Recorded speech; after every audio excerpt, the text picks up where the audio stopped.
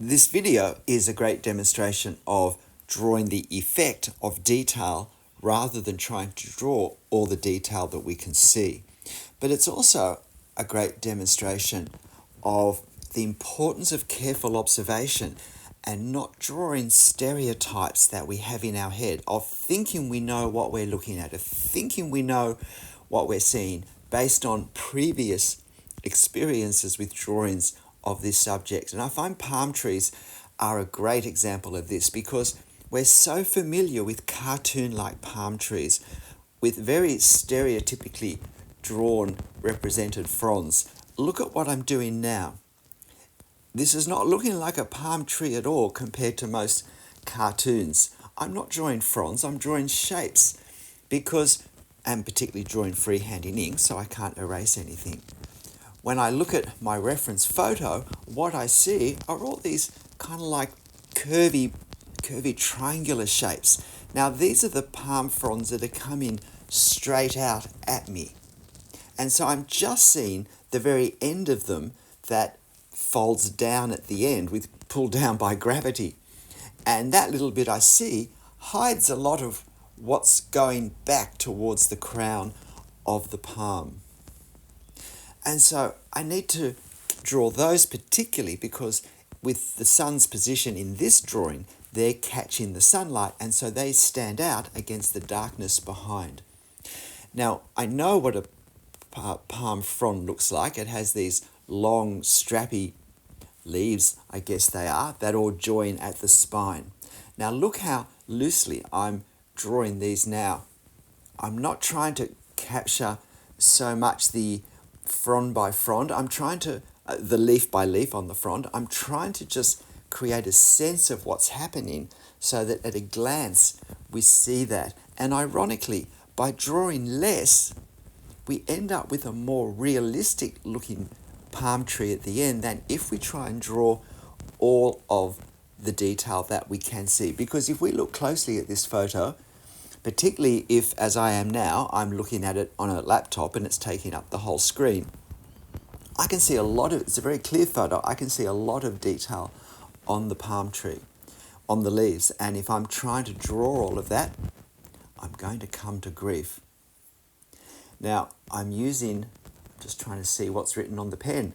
It's just out of view next to the SP what size pen it is, but I'm pretty sure this is a 0.3 millimeter Copic multiliner.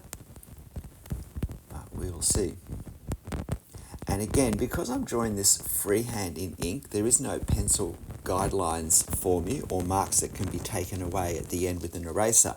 I did that kind of dotted ball shape to give me a sense of how far I want to come out with the fronds from this. Because I reach a point, I start by trying to draw actual fronds I see, particularly to get some of the visually dominant parts of this in place. And then as I move around the ball of the palm tree, again, I'm looking at particular fronds and trying to see them and draw them. But I also reach a point where I'm not so fussed to be exact anymore because I have a feel for how the palm fronds are looking in this particular tree at this particular distance, the detail we can or can't see. And so I'm now, if you like, filling in the gaps with things that are consistent with that. Because I find that if I try and look too exactly at everything in a scene like this, I start to overdraw it. And I also find, particularly in a subject such as this, that I start to draw what I'm drawing too large when I'm overdrawing it. The more detail I'm trying to put in, the more I'm tempted to lose touch with the overall scale of my tree and start to do fronds that are too long, too fat, because I'm suddenly wanting to draw all the detail I see. Now, notice with the sides of this tree, I don't do two straight lines. I don't do two smooth, continuous lines because I don't think that creates the effect of what we see here. There is a bit of a dotted, jagged effect down the sides, subtle, but I think quite clear because of the way these fronds break off as the palm grows upwards. And there is also a sort of diamond-shaped pattern that we get from how they break off. And I want to capture that diamond-shaped pattern, and I'm going to do it with these hatching lines. I'm going to cross my hatching lines so that I create diamonds. Now I also create value, which is what I'm trying to do. And I'm trying to create a contrast between my line work here and my line work for the fronds. Now, look at that palm tree so far. I think that's a fairly realistic look of a palm tree at this distance. And yet when you just look at any one part of it, gosh, there's not a lot drawn there. And yet I think this does capture a sense of reality despite the, if you like, absence of detail. And now I'm going to establish these other two trees. Now, there are a couple of different types of palms that are closer, and I'm just ignoring those for this drawing. And I also don't intend to draw the corner of the Art Gallery of New South Wales on a beautiful sunny day in this scene either. It really is just about these three palm trees.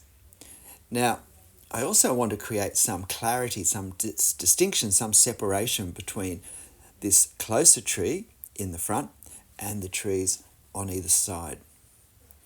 And if we look at the photo, we can work out where the boundary is, but visually, they actually, particularly the left-hand tree, feels quite close to the center one. On the other side, the further one back feels a bit further back because it's been shaded by the center one. But that's not happening with the one on the left. So I do want to sort of somehow with my marks that are going to be very similar to the ones of the main tree, just go a little bit lighter perhaps, particularly where it starts to approach the closer tree in the front. And so need to pay particular attention to the way the fronds change shape as they move from the top of the crown down to the base of the crown. Palm fronds are long and can be quite heavy, and they're affected by gravity, and they have a certain springiness or rigidity in them at different stages of their life, and also with their connection to the trunk that affects the shape they have. So at the top, they can often almost stand up vertically. When they come out horizontally, they can get a lovely curve along their spine, along their backbone. When they're older and they're drying out, there's less rigidity in how they hold onto the trunk, and they can fall down straight down on the sides of the trunk. Although often, particularly in fairly prominent civic locations such as this one, they are actually cut off, pruned off. So we don't see them massed up against the trunk, waiting to become so old that they basically rot and fall off and form a big pile on the ground underneath. So now you see me doing the same effect for this tree trunk. And notice how this tree trunk does feel a little bit further back than the one in front. It's not so obvious from the photo how far back this one is from the front one, because the way I'm lined up, where eye level is, it makes all of the bases of these three trees line up pretty much in a straight line.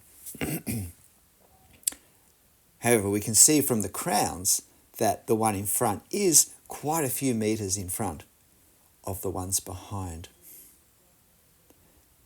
And so I have a number of things I'm paying attention to as I'm trying to capture the effect. One of them is the edges. One of them is the detail. Another one is the value, the lights and darks that we see.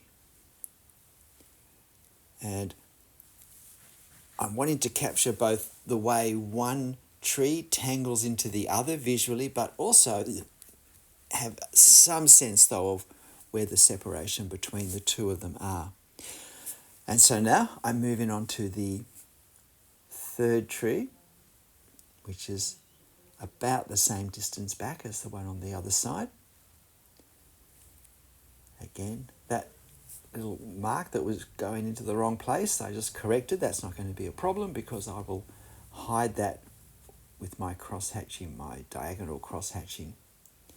And so now I'm just paying attention to certain parts and trying to draw a few. Now, notice how I do in this center space, do some of these triangular wedges before I make that hard to do by putting more horizontal lines in. The problem with drawing directly in ink and not being able to erase is not so much a problem of drawing skill or drawing technique. It's really an issue of drawing strategy. It's learning to work out before we put any ink on the paper what the limitations of this particular subject from this particular angle and for the effect we also want to create in our finished drawing give us for the order in which we put things. So it's putting the things that need to be put first. And although that doesn't sound so hard, in practice we can get carried away with drawing a certain part and then suddenly realize we've put ink in front of the white paper that we want to put something else in afterwards. And so it's learning, and it is something that is a strategy that we can learn.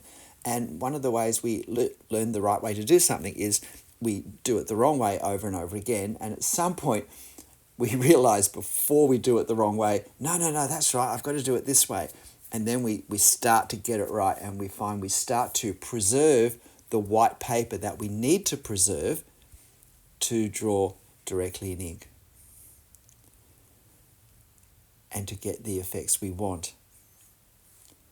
And one of the most important ways we need to preserve paper is to really work out what am I drawing from my composition in front of anything I'm drawing right now, because I really try to avoid having lines go through other objects as if we're looking with, X-ray eyes, or everything's transparent with just an outline and we can see through everything and see the edges of the things behind.